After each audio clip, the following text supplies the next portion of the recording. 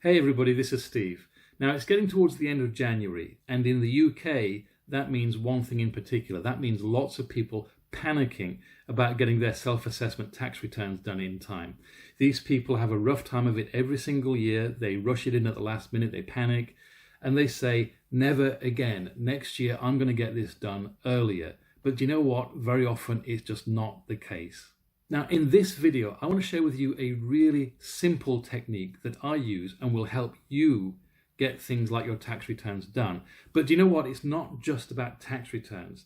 This is actually about anything that we keep putting off. Maybe work that needs to have got done, maybe housework, DIY. This applies to anything that we put off. It's just that tax returns happen to be a timely and topical example. Now, the reason we put these things off is probably because we don't enjoy them, and maybe we even find them a bit intimidating. Now, is that your experience of things? Let me know in the comments. Also, let me know in the comments if you see other examples of this kind of thing happening in your world. Anyway, I learned during my university years how transformative it is to do the intimidating things rather than avoid them. You see, up until my second year at university, I was a do it at the last minute kind of guy, do it just in time.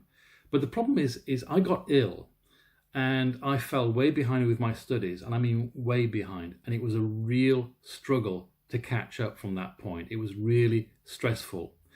And once I got through that second year, I decided I was never going to have that experience again. So in my third year at university, I turned everything around. I read ahead of the lectures rather than behind the lectures. And if there was an assignment to be done, I would do it at the earliest opportunity, not the last opportunity. I very often went straight from lecture theatre to library to do that. Now, the funny thing is I remember that third year as being the least stressful of all my 3 years at university. In fact, the least stressful of all my studying years. And it's not because I was clever. I'm not extraordinarily clever. I was struggling before that point. It was because I got organised. So get organised. But how? Here's how, with an example. And that example is that I once had a coaching client who was complaining to me that it was the end of January, they were panicking about their tax return, and they were making excuses. Things like, the paperwork isn't in order yet, I'm busy, I have a lot to do. But I sensed that the real cause of their inertia, because that's what we're talking about here, inertia, the difficulty of getting moving with things, is because he was making the task out to be a big rock.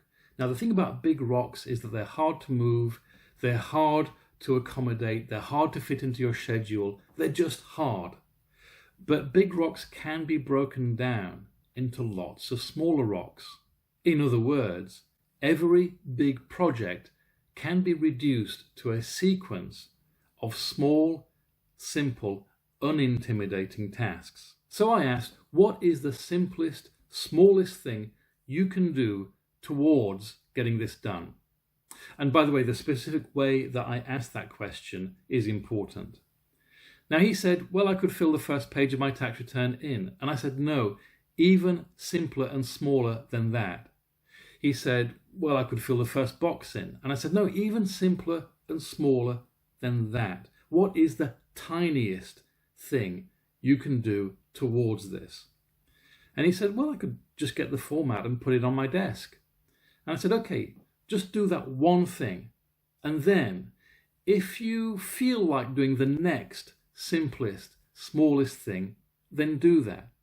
And then if you feel like doing the next simplest, smallest thing after that, then do that. And know that you can put this down at any time. You can stop the sequence of tasks at any time and go and do something else, park it, come back to it later. Now, he took that advice and he called me a day later. It was done.